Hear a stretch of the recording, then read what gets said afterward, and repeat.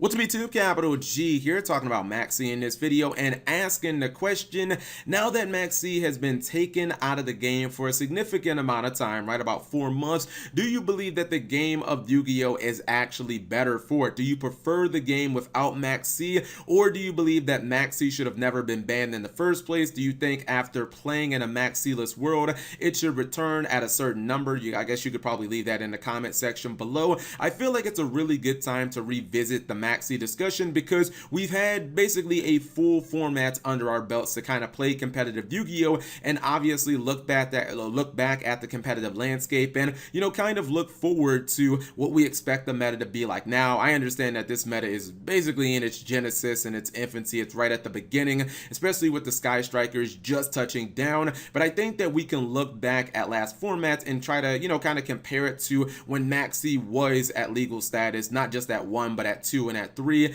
etc., etc. So one of the big things that I constantly used to hear people say, because I honestly feel like a lot of times when I feel like when Maxx got banned, all the YouTubers were kind of throwing a party. They were like, man, ding dong, the wicked witch is dead. A lot of people used to constantly say that Maxx put the player who was I guess Maxx was being used against in a really bad situation. It was kind of no win for them, and I definitely agree with this sentiment, to where a player would either not be able to establish their full board or really make the most out of their play, or they would have to, you know, give their opponent a billion zillion cards and their opponent would probably be able to mount them during the next turn. The thing that I feel like people often omit when they take into consideration this argument is making that full power play a lot of times is fairly degenerate, right? And I know that my view on this might be a little jaded, or I guess there may be a little bit of bias in it, because I don't tend to play decks that are super offensively potent.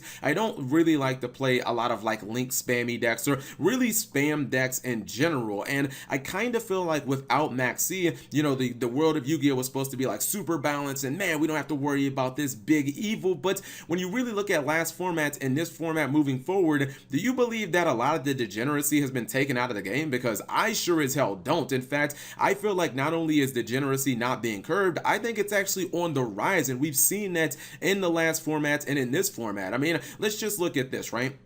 We'll look at a small piece of last format. This is the first format in quite a long time. I'm talking about years and years, where we saw an FTK that was so consistent and so rampant that not only did it actually break through at the highest level of competition. Yes, we saw Pendulum FTK actually make it into multiple top 32s of YCSs, so you can't act like it wasn't a good established deck that was a viable meta threat. If it did that, then obviously you have to take it seriously. But it was so bad that Konami immediately hit it on the ban list. Konami rarely actually does that. And the thing is that you have to kind of differentiate is between like your table 500 FTKs, your Exodia Trash Panda deck, and, you know, something like Pendulum FTK that's so consistent that it is actually making top 32 at YCSs. So you look at decks like this, and you look at this new 2-card Goki FTK, and you look at a lot of the other bullshit in the format right now, where Goki kind of can just, you know, 2-card extra link you, and Lord forbid you're actually playing online against like an OCG variant of Goki, where I understand, you know, it's a different card pool and whatnot, but in the OCG, Goki is actually even more ridiculous because they have Topologic Gamble Dragon, and they have a 2-card extra link where they can actually take out like 4 cards into your hand.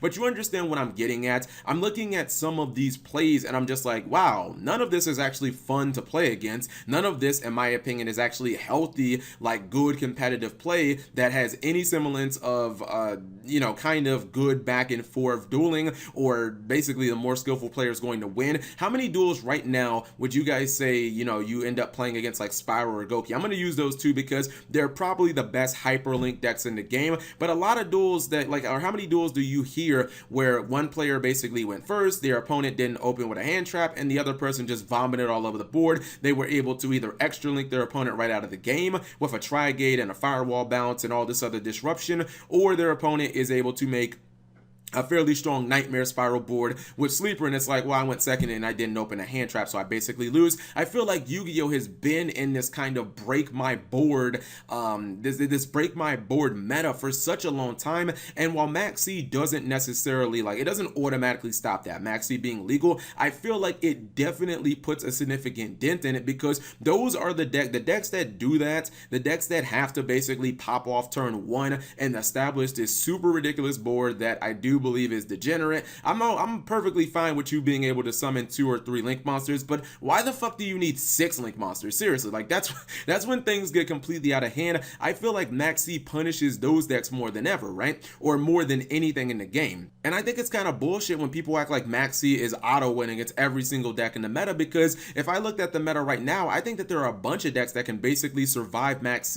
and I've always wondered, like, well, if half the decks can survive it, then why give a pass to the other half just because they're like, the players just don't want to add traps, or they don't want to actually be able to play through this one card. For instance, we all know that Maxx is borderline unplayable against True Draco. It doesn't really do anything in that matchup. I'll even go ahead and I'll just omit that, because they really only have what, one way of like special summoning, which would be, I guess, True King's Return. But even against a deck like Altergeist, you're not getting that much value out of it. I mean, maybe if you chain it to like Multi-Faker, you'll probably get like a couple of cards, and if you use it against Marionetta when she special summons off of her second effect, this is a nice 1-for-1. Maybe you preemptively use it against a Miluseek going into Link Karibo or something like that, but in general it's not going to be all that effective. If you look at something like Mech Knight Invoke, still a very strong rogue deck, maybe you chain it to Invocation, but the Mech Knight Invoke player is just going to be like, okay, that's fine, I'll just make my big ass Merkaba, I have my stun monster on board, if I set like a Solemn Strike, I feel very comfortable in my position having 2 ways to disrupt you, but I didn't need to vomit all over the field to establish a pretty decent board. So it's like, if these decks can actually play through Maxx and not be punished where we're just going to say that it's auto win, then why are Goki and why are Spiral and why are some of these decks that super spam the field and players pretty much play them as, I need to pop off, I need to super spam, or I auto lose? Why aren't they being held to the same standard? That's one of the things that's always irked me about the counter arguments to Maxx. And I just can't get out of my head how the OCG actually handled Maxx when it comes to their Forbidden Unlimited list. If you guys remember, Maxx was at 3 in the OCG, then they actually ended up putting it at semi-limited status, and I was like, okay, I guess they're going to follow the TCG. It's going to find its way, you know, to the ban list or something like that. And then on their very next ban list, they put it right back to 3, and it makes me wonder if maybe they realized something that we didn't, and it's been at 3 for, you know, a couple of formats now, and it doesn't appear that they're going to basically start moving it down. I think that Maxx is kind of like one of those necessary evils in the game. I feel like it is an evil because it is one card that can kind of turn itself into hypothetically 50 plus cards, although that doesn't really happen all that much. I feel like Maxx in that sense, where people are giving you all of those resources, I feel like that player, they should have some type of burden to actually be able to stop and make a viable competitive play without having to just like super spam the field. I feel like that is something that should not be a right in Yu-Gi-Oh, where every deck can just say, I can just vomit all over the board. Because think about it, right? If you're living in this Yu-Gi-Oh world where every single deck can just massively put a bunch of monsters on the field, and we're seeing it actually right now post Flames of Destruction, where obviously the Nightmare archetype has allowed decks like Spiral and even ABC and Goki, of course, to basically extra link if they have you know, 2 or 3 cards. Then we're kind of just in this format where if you go second, you're just praying to God that you either have a hand trap, or you're praying to God that you have like raw spear mode or evenly matched to basically break your opponent's board. And if you don't happen to have that, then you basically auto lose. Like, it's kind of bullshit because it feels like all of these duels are decided like turn 1, and I do not like formats like that. I absolutely detest them. But if you have Maxx in the format, it really kind of deters people from being able to, or it deters them from going to make those boards, because they realize, well, that board is really good against maybe my opponent's 5 or 6 cards, but how good is it against my opponent's 26 cards? I also feel like a lot of these bullshit FTKs, which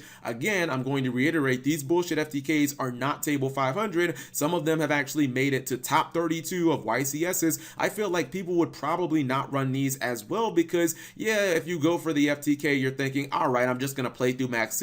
Doesn't matter if I give my opponent 47 cards if I win anyways. But what if your opponent draws multiple copies of cards that are not hard once per turns, like Effect Veiler, or if your opponent draws things like Impermanence and other cards like that, that can obviously be strong and be used to basically crack your FTK, then you're just left, you know, with your tail between your legs and you're like, God, I guess I just lose now because I gave my opponent 30 cards. Like these OT or these FTK decks would become like just so much more dangerous, and they would honestly be considered possibly even a liability, but with no card to kind of keep them honest, it's like, oh, okay, I guess if you can play through Ash Blossom, I basically lose. So I don't know, man. I feel like, yes, I do understand that there are some negatives involved with Maxx C, but I've always believed, this is one of the biggest points, I've always believed that the positives outweigh the negatives of Maxx C. And honestly, like, look at the game in the last 4 months. Has it gotten better? Not really. Like, bullshit link spam and FTKs have just gotten so much worse because there really isn't anything to punish them. It's like, oh, if you have a hand trap, that's cool, but most hand traps now aren't really powerful enough to actually stop the deck. So I don't know. I feel like we're in a giant mess, and I would much rather have Maxx C at 3 like they do in the OCG, where you have to actually use your brain a little bit. You have to think, all right, do I want to build this deck where I can only like link spam and not do anything else? Or do I want to find a good median where I still have a high ceiling, but if my opponent does happen to have that hand trap and I don't happen to have something like Called by the Grave, I can still make a pretty decent board. Even if the ceiling isn't quite as high, it's just going to be able to make that board a little more consistently. And I didn't even talk about Called by the Grave because, I mean, that's obviously a factor, but it's not really that big of a factor, as Maxx C was always stopped by like Ash Blossom anyways, and that was obviously a prominent card. But what do you guys actually think? Now that we're removed, now that we've played an entire format without Maxx C, do you guys think that the game is better? Do you guys think that Maxx C, if it was in the game, that it would actually have, or we would actually have a healthier format? I kind of do. I feel like a lot of these FTKs would have never seen the light of day. I feel like a lot of these like super spam the board and lose if you go second decks would not be nearly as strong as they are, but I guess that's just my opinion. You guys leave yours in the comment section below. Thank you guys for watching. As always, subscribe if you have not already. Turn on that notification bell for daily videos.